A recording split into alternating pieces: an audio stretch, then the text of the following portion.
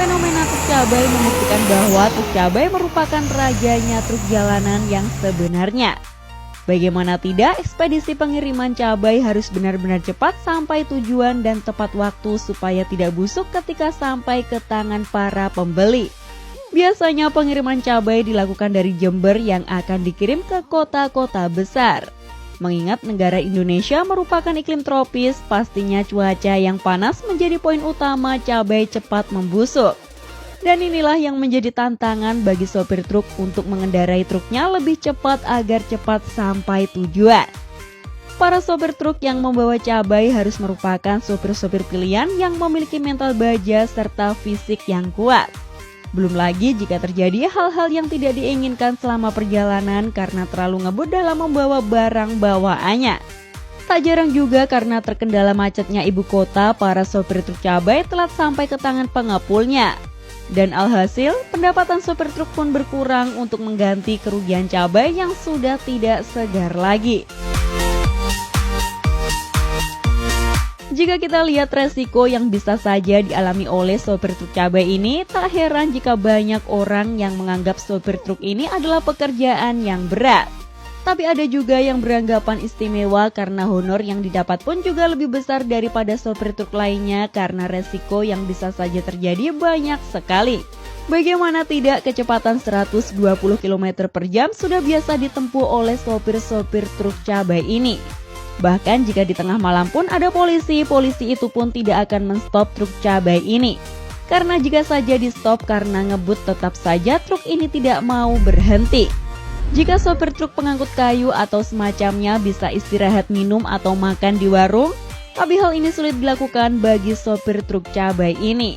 Mereka kebanyakan lebih memilih membawa bekal dari rumah dan makan secara bergantian dengan sopir cadangannya saat perjalanan.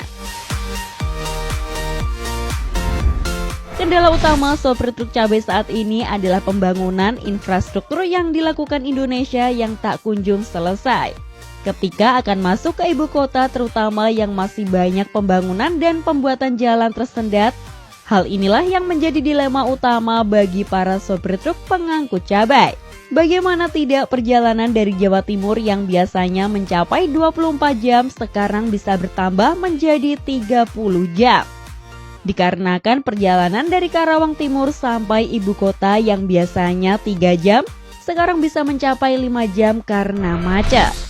Namun sekarang sudah sedikit tertolong dengan dibukanya ruas tol yang menghubungkan kota Surabaya dan Jakarta. Hal ini menjadi titik terang bagi sopir truk cabai bisa lebih santai dan lebih mudah mengantarkan muatannya. Tapi itu juga kalau sopir truk cabai tersebut diberi ongkos tambahan untuk masuk tol yang jika ditotal biayanya juga tidak murah. Kalau tidak ya sama saja kan? Sebenarnya truk pembawa komoditi hasil pertanian lainnya juga banyak yang suka ngebut. Mengingat bahan sayur mayur lainnya pun memiliki batas waktu dan mudah busuk juga. Tapi kenapa yang terkenal hanya truk cabai saja ya? Pekerjaan yang berat dan penuh resiko ini membuat para keluarga di rumah sopir truk selalu was-was dan merasa khawatir. Jangan menyepelekan pekerjaan ini karena pada dasarnya mereka mencari rezeki untuk menghidupi keluarga di rumah. Untuk sopir truk cabai, walaupun pekerjaan ini terbilang berat dan mengharuskan ngebut di jalan, tapi jangan lupa untuk selalu berhati-hati di jalan dan tetap mematuhi peraturan lalu lintas yang ada. Kalian sendiri bagaimana melihat fenomena truk cabai ini? Jika kalian termasuk menjadi sang sopir atau pengemudi truk cabai, bagikan pengalaman menarik kalian di kolom komentar ya. Sekian informasi dari kami, klik tombol subscribe bagi yang belum dan jangan lupa aktifkan loncengnya untuk mendapatkan notifikasi video terbaru dari kami. Terima kasih telah menonton dan maju terus dunia transportasi Indonesia.